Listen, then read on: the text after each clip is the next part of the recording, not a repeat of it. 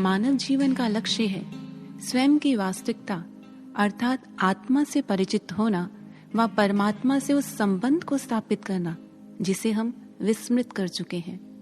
स्वयं से परिचय व परमात्मा से मिलने का मार्ग है अध्यात्म व भक्ति। नचिकेता के भीतर जब इस मार्ग को प्राप्त करने की इच्छा उत्पन्न हुई तो वह यमाचार्य से अध्यात्म ज्ञान की याचना करते हैं। यमाचार्य नचिकेता की प्रार्थना को सुन उसे भक्ति मार्ग के विषय में समझाते हैं। उत्तिष्ठत जागृत प्राप्य वरा निबोधत, उठो जागो और श्रेष्ठ महापुरुषों के द्वारा उस परमात्मा को जानो। परंतु हे नचिकेता, इस मार्ग पर सदैव सावधान रहो, क्योंकि यह खांडे की धार पर चलने के समान अत्यंत कठिन व दुष्कर है। कितना विचित्र है, आचार्य अपने शिष्य को एक और तो अध्यात्म मार्ग पर बढ़ने के लिए प्रेरित कर रहे हैं और वहीं दूसरी ओर उसे सावधान। एक बार यही प्रश्न एक शिष्य ने अपने गुरुदेव के समक्ष रखा। गुरुदेव, कुछ संतों का मत है कि यह भक्ति का मार्ग अत्यंत सरल व सहज है, परंतु अन्य लोगों का कथन है कि यह दुर्गम व कठिन है। और इन दोनों ही मतों को सुनकर मैं यह नहीं समझ पा रहा कि इस मार्ग की वास्तविकता क्या है। क्या यह सरल है अथवा कठिन? गुरुदेव ने मुस्कुराते हुए अपने शिष्य से कहा, वत्स, ये दोनों कथन ही सत्य हैं। शिष्य ने जैसे ही यह सुना तो आश्चर्य से पूछ लिया, परंतु गुरुदेव, यह कैसे संभव हो सकता है? यदि मार्ग एक है तो इस पर दो विपरीत अनुभव किस प्रकार हो सकते हैं?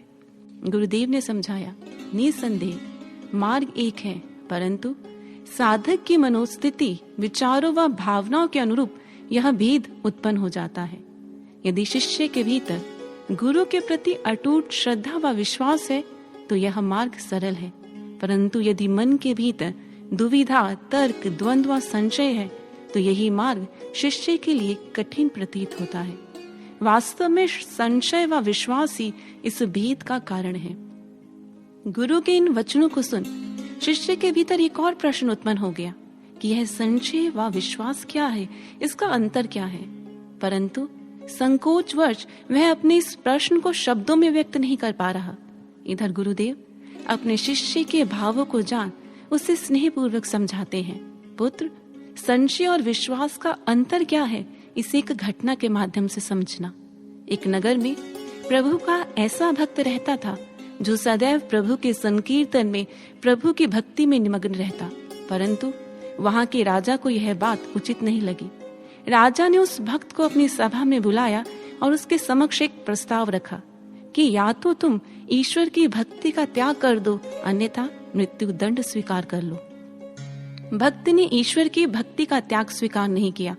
परिणाम स्वरूप राजा ने उसे मृत्यु दंड का आदेश दे दिया। इधर उस भक्त का एक मित्र उसे समझाने आया कि तुम क्यों अपने जीवन को इस प्रकार समाप्त कर रहे हो? तुम्हारा यह निर्णय उचित नहीं है। तुम्हें पुनः विचार करना चाहिए और राजा की बात स्वीकार कर लेनी चाहिए। मित्र की बात को सुनकर भक्त ने कहा, मित्र, तुम क्यों चिंतित हो रहे हो? यदि ईश्वर है तो मुझे बचा लेंगे। और राजा के आदेश अनुसार भक्त को पहाड़ की चोटी से नीचे फेंक दिया गया। पहाड़ से गिरने के उपरांत भी भक्त का जीवन बच गया, परंतु उनका एक हाथ टूट गया। यह देख मित्र ने पूछ लिया, भक्त, तुम तो कहते थे कि ईश्वर तुम्हें बचा लेंगे। यदि तुम्हारा कथन सत्य था तो तुम्हें इस प्रकार दुख क्यों भोगना पड़ रहा है? भक्त ने विनम्र भाव से कहा, मित्र, इसमें ईश्वर नहीं अपितु मेरा ही दोष है। मैंने ही कहा था यदि ईश्वर होंगे तो मुझे बचा लेंगे। मेरे इस कथन में ईश्वर पर संदेह था। यद्यपि मुझे यह कहना चाहिए था ईश्वर है और वह मुझे अवश्य बचाएंगे। यही अंतर है संशय और विश्वास में। संदेह मात्र रुकावटें व बाधाएं देखता है, परंतु विश्वास राह खोजता है। संदेह एक कदम उठाने से डरता है और विश्वास ऊंची उड़ान भरता है। संदेह प्रश्न करता है, कौन मानता है? विश्वास कहता है, मैं। संशय जहां अमावस्या के घोर अंधकार के समान है, वहीं विश्वास उस जलती मशाल की तरह है जो उस अंधकार में भी मार्ग खोज लेता है। निसंदेह विश्वास भक्ति मार्ग के लिए अनिवार्य है, परंतु यह मात्र शब्दों या विचारों से प्राप्त नहीं होता।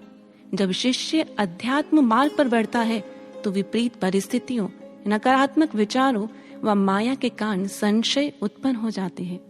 और भगवान श्री कृष्ण ने गीता के माध्यम से समझाया है, संशयात्मा विनश्यति। जिसके भीतर संशय उत्पन्न होता है वह भक्ति मार्ग से विलग हो जाता है, उससे अध्यात्म छूटने लगता है। इसलिए साधक के समक्ष यह समस्या है कि वह किस प्रकार हर पल मन में उठते इन संदेहों से मुक्त हो पाए।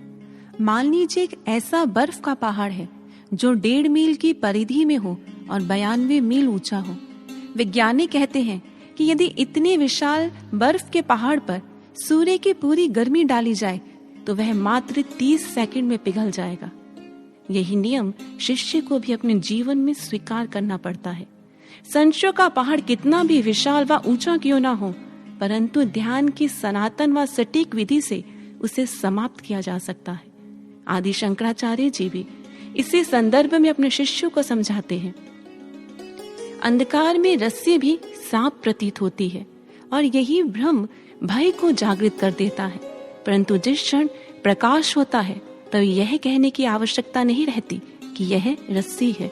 तब भय उस अंधकार के साथ ही समाप्त हो जाता है। इसलिए साधक को अपने भीतर सदैव ध्यान के प्रकाश को जागृत रखना चाहिए ताकि वह भ्रमित ना हो। और ध्यान की प्रक्रिया ही उसके भीतर उस विश्वास को जागृत करती है जिसके विषय में ब्रह्म ज्ञान प्रदाता सर्व श्री आशुतोष महाराज जी अपने पावन श्री वचनों में समझाते हैं कि साधक का विश्वास सुमेरु पर्वत के समान होता है, जिसे विपरीत परिस्थितियों रूपी बादलों की गर्जना भी कंपित नहीं कर सकती। वह संघर्षों के तपते सूर्य में और अधिक कांतिवान हो चमक उठता है, परंतु इस विश्वास को मात्र वही साधक प्राप्त कर पाते हैं जो निरंतर ध्यान में निमग्न रहते हैं। इसलिए यदि हम भी अध्यात्म मार्ग की मंजिल को प्राप्त कर अपने मानव जीवन को सफल व सार्थक करना चाहते हैं तो निरंतर ध्यान करें, वह विश्वास की निधि द्वारा भक्ति मार्ग के आनंद को प्राप्त करें।